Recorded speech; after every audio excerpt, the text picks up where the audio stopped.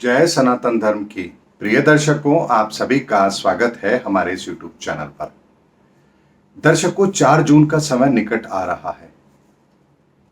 कौन सत्ता के गलियारे तक पहुंचेगा, कौन विपक्ष में बैठेगा, किसकी सरकार बनेगी, प्रधानमंत्री कौन बनेगा, भारतीय जनता पार्टी को कितनी सीटें आएंगी, विपक्ष का क्या हाल होगा, क्या राहुल गांधी जी के सर पर इस बार प्रधानमंत्री पद का ताज आएगा या फिर कोई और ही नया व्यक्ति प्रधानमंत्री बनेगा।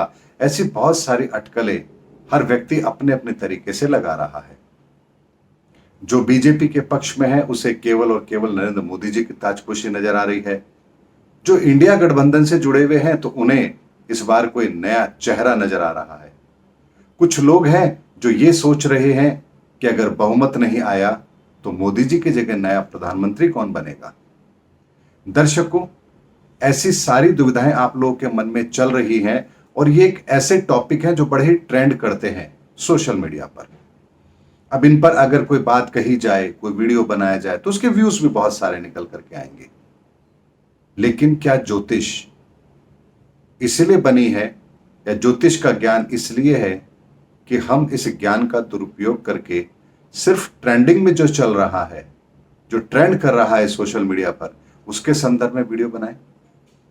ये इस विद्या के साथ बहुत बड़ा अन्याय है, इसका दुरुपयोग है और इसका परिणाम ये होता है कि विद्या आपसे धीरे धीरे आपकी जो नॉलेज है वो क्षीण होती चली जाती है।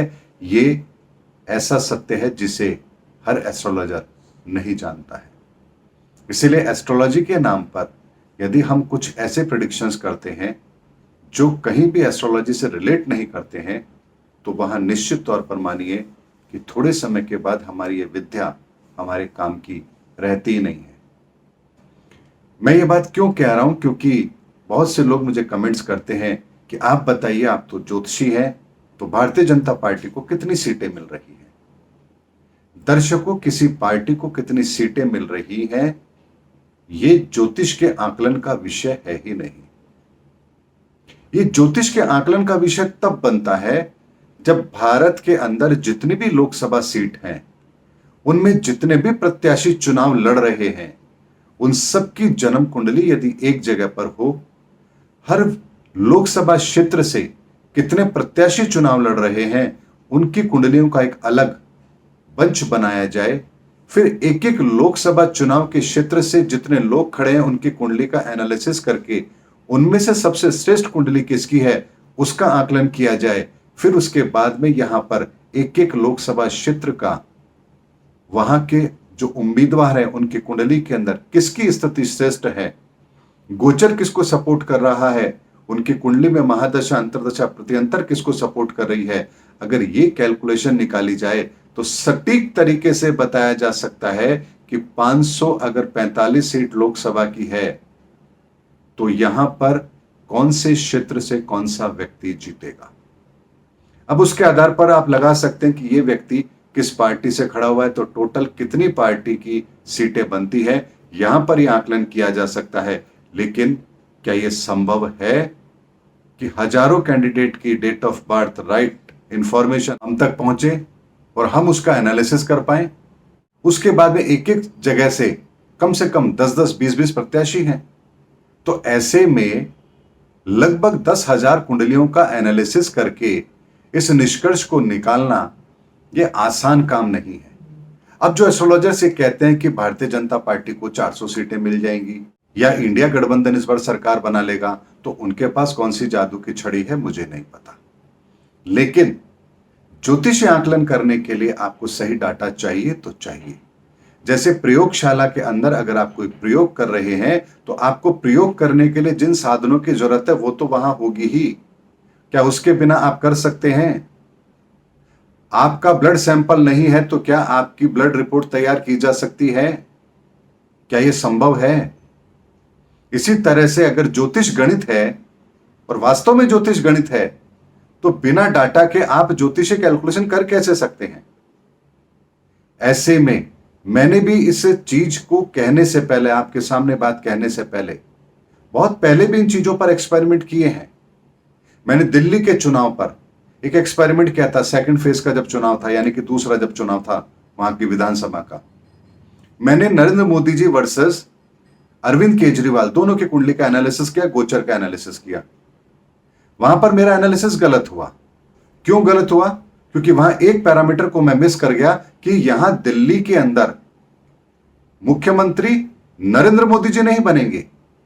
तो मुझे यहां पर नरेंद्र मोदी जी की कुंडली को एनालिसिस करने की जगह अगर कोई बीजेपी की तरफ से दिल्ली के अंदर मुख्यमंत्री पद का उम्मीदवार होता तो मुझे वहां उसकी कुंडली को अरविंद केजरीवाल जी की कुंडली के साथ हमको मिलाकर देखना चाहिए था, तब जाकर के यहां पर प्रेडिक्शन सही होती।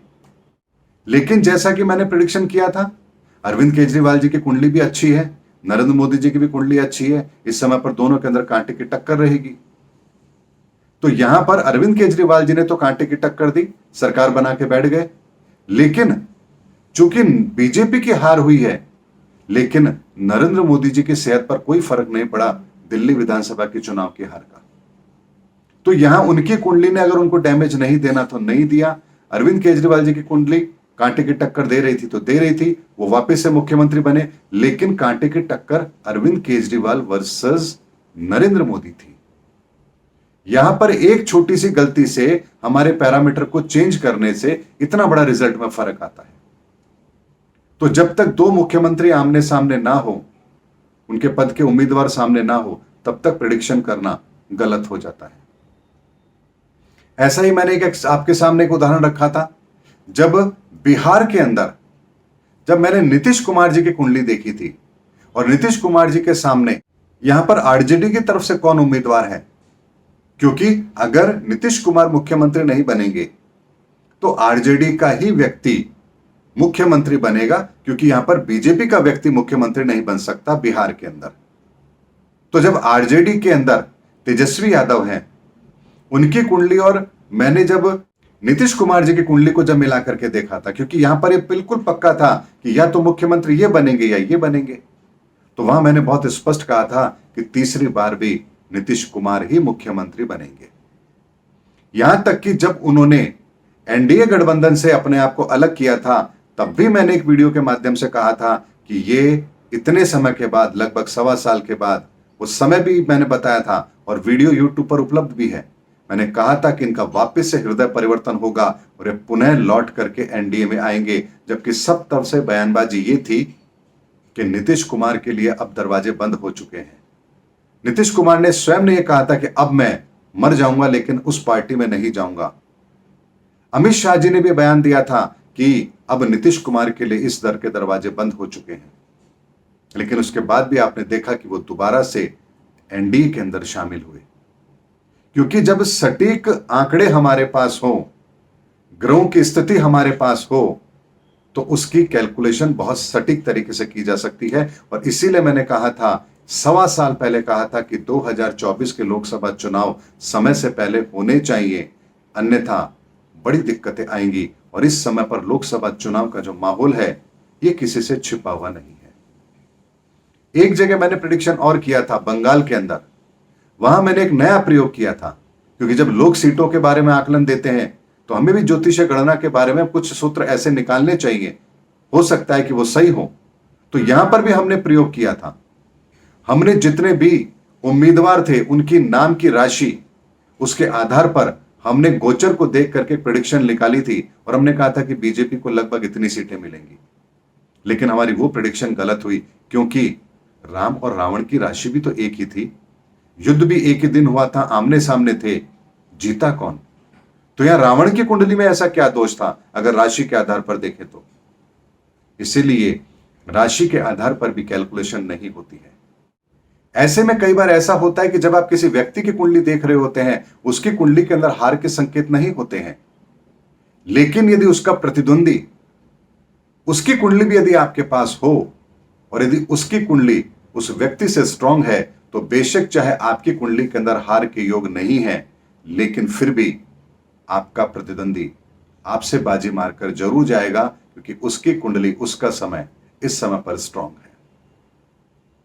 दर्शकों, ये ज्योतिष का विज्ञान इतना गहन अध्ययन के बाद इसका निष्कर्ष निकलता है, ये बच्चों का खेल नहीं है और ना ही ये टीआरपी लेने का माध्यम है। ज्योतिषीय गणना तब की जानी चाहिए जब हमारे पास सटीक आकलन हो, तभी ये प्रिडिक्शन सही होती है। और इसीलिए मैंने केवल और केवल माहौल का प्रिडिक्शन किया था कि 2024 का चुनाव के समय परिस्थिति कैसी रहने वाली है। अगर यही चुनाव 15 फरवरी से पहले हो जाएंगे तो बहुत आसानी के साथ में चुनाव संपन्न भी होंगे और परिणाम भी भारत के पक्ष में होंगे। देखते हैं 4 तारीख को क्या परिणाम रहते हैं। मुझे भी उस बात का बहुत इंतजार है, लेकिन जो लोग ये कहते हैं कि भारतीय जनता पार्टी को इतनी सीटें मिल रही हैं, इतनी सीटें मिलेंगी, इतनी सीटें मिल जाएंगी, ये हो जाएगा, सीटों का आकलन मैं नहीं कर सकता। मेरे पास ज्योतिषीय गणना नहीं है जिसके आधार पर मैं आपको ये बता दूं कि भारतीय जनता पार्टी कितनी सीटें लेकर आएंगी। लेकिन इतना जरूर है कि परिणाम पिछली बार से कमजोर रहे, इतनी संभावना मुझे दिखती है। वो भी इसलिए क्योंकि पिछली बार के जो चुनाव के समय का आकलन था और इस बार के चुनाव के समय का जब आकलन हम ज्योतिषीय आकलन करते हैं तो इस बार का जो समय है वो बहुत टफ है। अगर टफ समय है, ब्रह्मांड में अंगारक योग बन रहा है, इसी तरह की परिस्थितियां बन रही है, माहौल भी ऐसा हुआ है, तो ऐसे में परिणाम के अंदर बढ़ोतरी होना ये यहां मुझे मुमकिन नहीं लगता है। इसीलिए रिजल्ट में थोड़ी सी कमी जरूर आएगी, लेकिन प्रधानमंत्री नरेंद्र मोदी जी की कुंडली के अंदर अभी सत्ता छोड़ने के योग नहीं है, इसीलिए वो प्रधानमंत्री ना रहे ऐसा संभव नहीं है। क्योंकि प्रधानमंत्री अगर नरेंद्र मोदी जी नहीं बन रहे हैं तो फिर कौन बन रहा है?